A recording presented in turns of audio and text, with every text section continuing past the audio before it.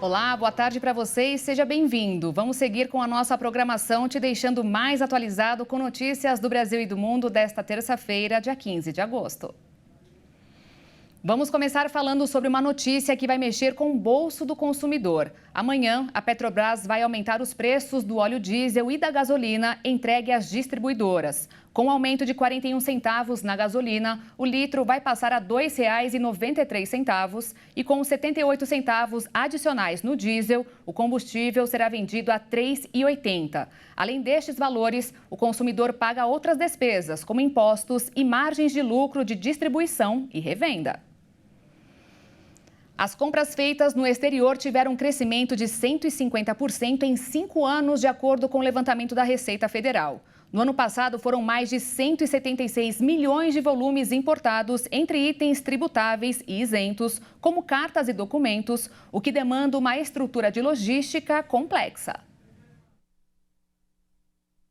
As empresas do setor de e-commerce têm investido em galpões gigantescos, como centros de distribuição, parcerias com empresas de logística internacional e ampliação da frota própria de aviões, com o objetivo de ser a detentora de entrega mais rápida e para acomodar os produtos vendidos. A chinesa AliExpress, por exemplo, tem no Brasil uma das suas principais operações no mundo. A empresa começou o ano de 2021 com 5 voos semanais e, em agosto de 2022, anunciou a ampliação para 8.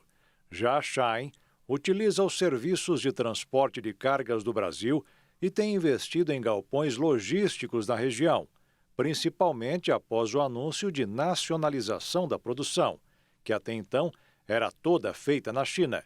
A empresa conta com 5 centros de distribuição que, juntos, somam cerca de 200 mil metros quadrados de área de armazenamento, o equivalente a 18 campos de futebol. São armazenados tanto itens produzidos no Brasil quanto os trazidos da China.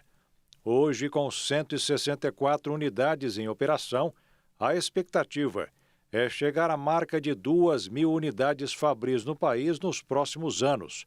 No caso do e-commerce da Shopee, apesar da possibilidade de compras vindas de outros países, o foco do negócio do marketplace de Singapura são as transações feitas por vendedores locais, que utilizam a sua plataforma.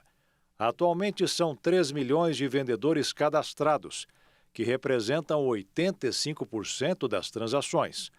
Os 15% restantes vêm de fora. E a entrega é feita por meio de parcerias com empresas de logística. Sobre a forma de operação em território nacional, os produtos estrangeiros são divididos em 2 tipos de remessa. A primeira, chamada expressa, é a modalidade mais comum no caso de importações feitas por empresas, enquanto a segunda, chamada postal, é a mais utilizada por pessoas físicas em compras de e-commerce de cross-border, por ser um canal de baixo custo para as importações. Pelo Brasil, 41 empresas estão habilitadas a operar os serviços chamados courier, que faz coleta e entrega de produtos do exterior dentro do território nacional, como DHL, FedEx e Cainiao.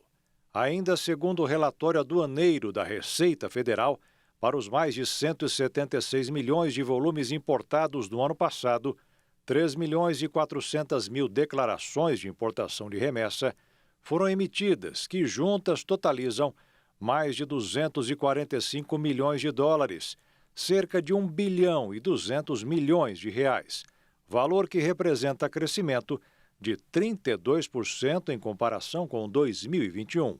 Recentemente, o governo federal lançou o programa Remessa Conforme, que tem como objetivo regulamentar as compras importadas e cobrar impostos na origem, antes do envio das mercadorias para o Brasil, além de combater a sonegação fiscal no comércio exterior e agilizar o transporte dos produtos. O programa terá adesão voluntária por parte das varejistas, que incluem, entre outras, as asiáticas Shine, Shopee e AliExpress. Os sites que aderirem às normas serão obrigados a cobrar os tributos antecipadamente, no momento em que o produto for adquirido e, em troca, terão isenção do imposto de importação, que tem alíquota de 60% nas compras de até $50. A taxa de desemprego no Brasil ficou em 8% no segundo trimestre do ano, o percentual mais baixo desde 2015. Segundo os números divulgados hoje pelo IBGE, o nível de ocupação caiu em apenas 7 estados e no Distrito Federal. Nas outras 19 unidades da federação, o percentual aumentou. O balanço da PNAD contínua leva em conta os empregos com carteira assinada, os terceirizados e até os bicos. E agora vamos ao Minuto da Economia desta terça-feira.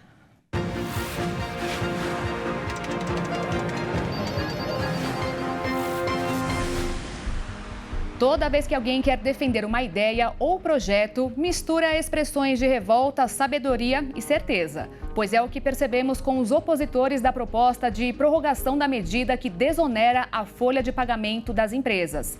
A medida já passa pelo Senado e está para ser colocada na pauta de votações ainda esta semana na Câmara dos Deputados. Quem é contra alega que vai prejudicar a arrecadação da Previdência ou o projeto de reforma tributária que está caminhando aos poucos no Congresso.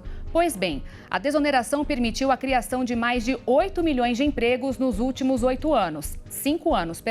Significa, e não é preciso ser matemático para entender, que a Previdência faturou mais. Com o desemprego caindo, o recolhimento é menor. Sobre prejudicar a reforma, é bom esclarecer que a matéria, se for aprovada, passará a valer apenas em 2027, no mesmo ano em que acabará a nova fase da prorrogação. Ficaria elas por elas. Resumindo, ou tem gente que não sabe fazer contas ou aproveita para usar os discursos e enganar o contribuinte, que no caso também são eleitores. É bom prestar atenção nesses discursos. E olha só, um novo estudo realizado pelo Imperial College London mostrou que ser uma pessoa com hábitos matutinos pode, de certa forma, estar relacionado ao desenvolvimento do Alzheimer.